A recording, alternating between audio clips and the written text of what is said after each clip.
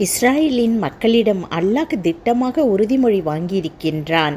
அவர்கள் தங்களுடைய உறுதிமொழிக்கு மாறு செய்ததன் காரணமாக நாம் அவர்களை சபித்து விட்டோம். அவர்களுடைய இதயங்களை கல் நெஞ்சங்களாகவும் ஆக்கிவிட்டோம்.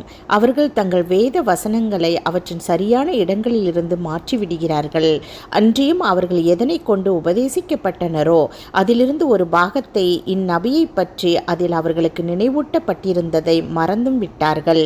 இன்னும் நபியே, அவர்களில் சிலரை தவிர அவர்களில் பெரும்பாலோர் ஏதேனும் ஒரு மோசடியின் மீது இருப்பதை நீர் சதா கண்டு கொண்டிருப்பீர். ஆகவே இவர்களை நீர் மன்னித்து புறக்கணித்து விடுவீராக. நிச்சயமாக அல்லாஹ் நன்மை செய்வோரை நேசிக்கின்றான்.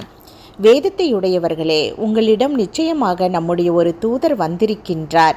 வேதத்தில் நீங்கள் மறைத்து கொண்டிருந்த பல விஷயங்களை அவர் உங்களுக்கு தெளிவாக விளக்கி கூறுகிறார்.